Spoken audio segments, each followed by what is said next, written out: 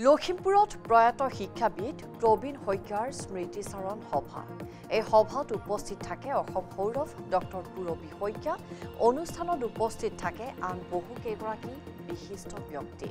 সভাত প্ৰবীণ শইকীয়াৰ স্মৃতিত উলিওৱা হয় অবিশ্ৰান্ত প্ৰবীণ নামৰ স্মৃতি গ্ৰন্থ। সভাখনৰ আঁতৰে এনবি নিউজৰ আউটপুট এডিটৰ দেৱপ্ৰতীক বৰা। প্ৰয়োজন পূৰ্বতকৈ এতিয়া অধিক।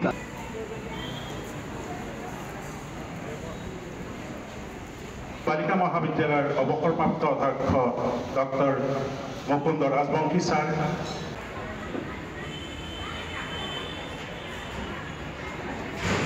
আজি প্ৰয়াত প্ৰবীণ শইকীয়া দেৱৰ এক স্মৃতিচাৰণ অনুষ্ঠানত আমি অংশগ্ৰহণ কৰিলোঁ।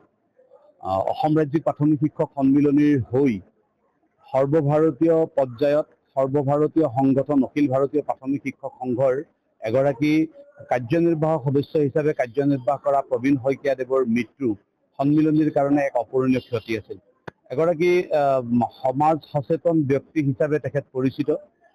আনহাতে তেওঁ শ্ৰীমন্ত শংকৰদেৱ সংঘৰ লগতো নিবিড়ভাৱে জড়িত জাতীয়তাবাদী নেতা আৰু শিক্ষকসকলৰ কাৰণে আন্তৰিকতাৰে দায়িত্বপূৰ্ণভাৱে নিজক উৎসৰ্গিত কৰা এগৰাকী ব্যক্তিৰ এই স্মৃতিচাৰণ অনুষ্ঠানত উপস্থিত হৈ আমি অনুভৱ কৰিছোঁ যে তেখেতৰ জীৱন্ত কালৰ যি ব্যক্তিত্ব, সেই ব্যক্তিত্ব আজিৰ এই স্মৃতিচাৰণ সভাত প্ৰকাশিত হৈছে। সন্মানীয় ৰাজবংশী ছাৰে উন্মোচন কৰা যি তেখেতৰ স্মৃতিচাৰণ গ্ৰন্থ, এই গ্ৰন্থৰ প্ৰতিটো পৃষ্ঠাই পৃষ্ঠাই তেখেতৰ সমগ্ৰ জীৱনৰ যি পৰিক্ৰমা, এই পৰিক্ৰমা প্ৰকাশিত হৈছে। তেখেতৰ মৃত্যু আমাৰ সন্মিলনীৰ কাৰণে এটা অপূৰণীয় ক্ষতি। স্মৃতিচাৰণ সভাখন মানে মোৰ স্বামী প্ৰবীণ শইকীয়াৰ নামত আজি যি স্মৃতিচাৰণ সভাখন অনুষ্ঠিত কৰা হ'ল, তাৰ উদ্দেশ্য হ'ল তেওঁৰ যিখিনি স্মৃতি সেইখিনি যাতে সদায় সজীৱ হৈ থাকে।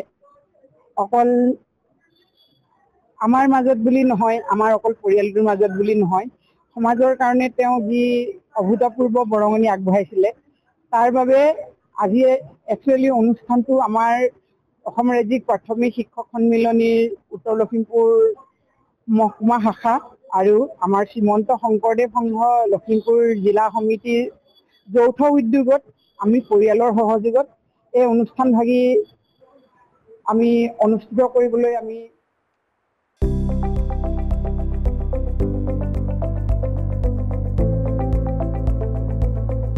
এনবি নিউজ, সহজ সৰল ভাষাত নৱভাৰতৰ কথা।